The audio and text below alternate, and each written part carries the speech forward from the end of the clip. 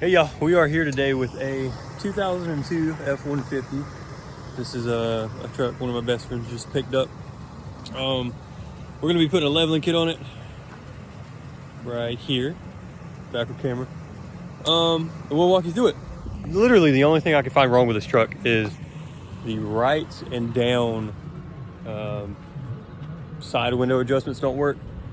So we can just get them a new little control panel. But the truck has less than 100,000 miles on it. It's a grandpa truck. Paint has no scratches. Inside is nearly perfect. The radio's on, so I'm not gonna open it right now. But anyways, we'll get to putting this in. We got a Motorfab leveling kit for it. This is a two-wheel drive, so it's a little less work than the four-wheel drives, but the four-wheel drives won't be much different. You'll just have to take the CV axle out, the wheel nut, so you can drop your control arms. But we'll walk you through it and we'll get it figured out. All right, see you soon. All right, so got a truck up, we got it jacked. We're gonna take this tire off. 21 fit the lug nuts for me, and we're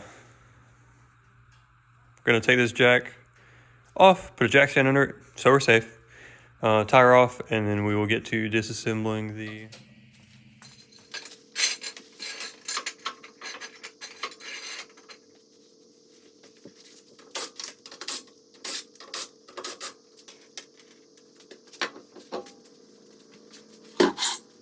All right, so we're now, let's back out a little bit, kind of behind the wheel.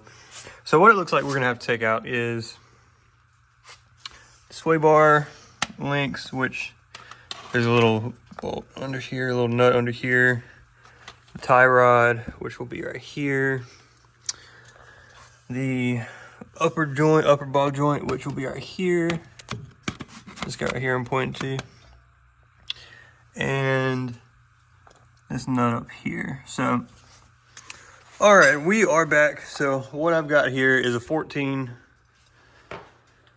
and a 21. So the, I believe it's tie rod in, 21 fits that guy. Same thing with upper control arm, 21 fits that bolt right here. And then way down here, where the sway bar connects, you got this little guy, and a 14 fits on here perfect for me. Yeah, I believe it's gonna be a 14. So what I'm gonna do is I'm gonna take this out first, and then the tie rod, and then what I'm gonna do is unclip this little connector up here, so we have some slack with this wire. And then I'm gonna take the upper joint out. I'll time lapse it and see where we get, and then we'll come back.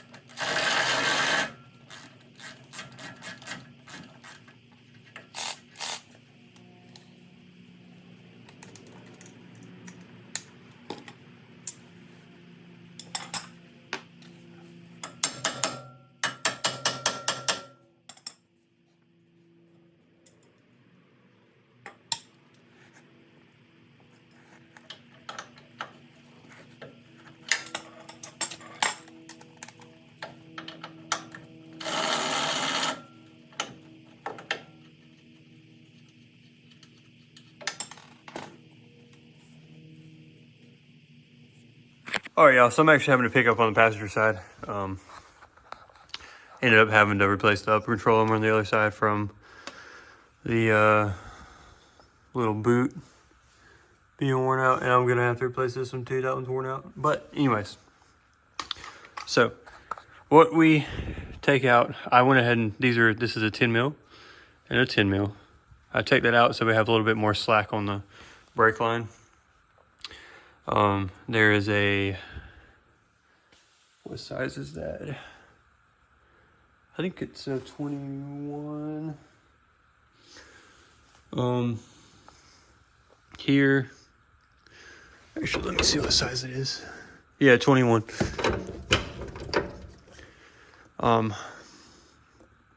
Here, as well as on the tie rod end.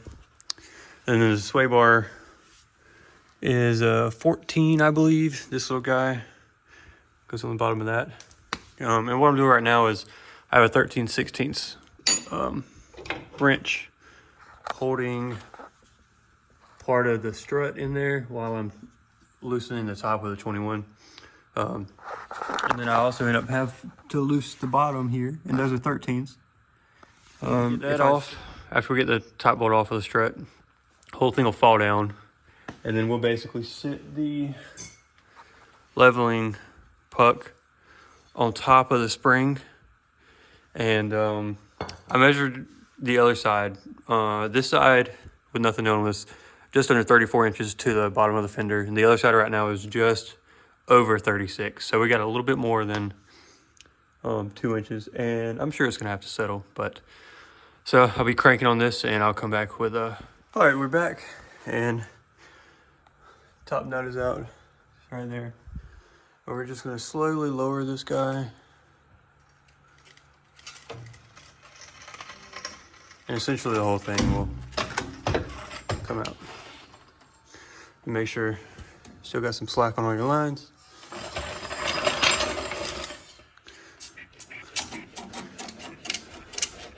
And now we got plenty of room.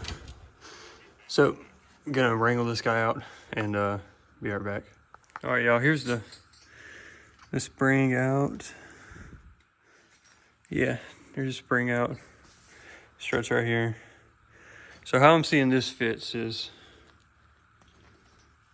essentially like this, and it just goes back in. So how I recommend you do it, how the other side worked best, is where the very end of the spring is, there's a little indentation right there, if you can see, and that's how that sits. So what I've done on the other side first is put the strut in, so the strut goes on the bottom like this, and then you just pull it all the way through, and there's two bolts. There's two bolts down here that got holes in this little melt thing lined up with, and I don't think I can do it because, oh look, we did get it.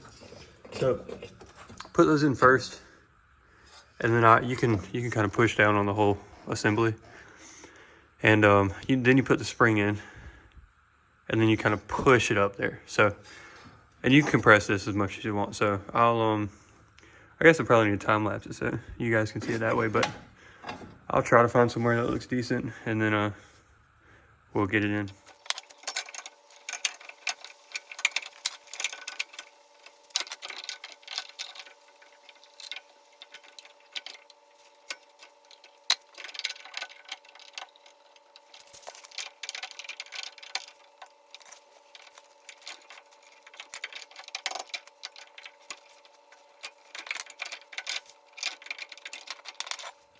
Alrighty, so we've got the spring in, strut in, and now we're just tightening back from the top. So what I'm gonna do is do that, tighten that, and then we'll put the upper troll arm back on, and then we'll just tighten everything back up. And we'll be back with the finished product. All right, y'all, here's the finished product. Definitely more level than it was. Actually, maybe a little bit higher in the front, but anyways, we got the side steps off too. He wanted them off, so I think now he's gonna put some current body platinum wheels with either 33 or 35s on it. Not entirely sure if 35s will not rub. I'm not familiar with the Fords. I'm familiar with the square wheel well Chevys. So, but we'll see. Yeah, went well. this driver's side really bugged the snot out of me, but it is what it is. So thank y'all for watching, and whatever I get into next, we'll record.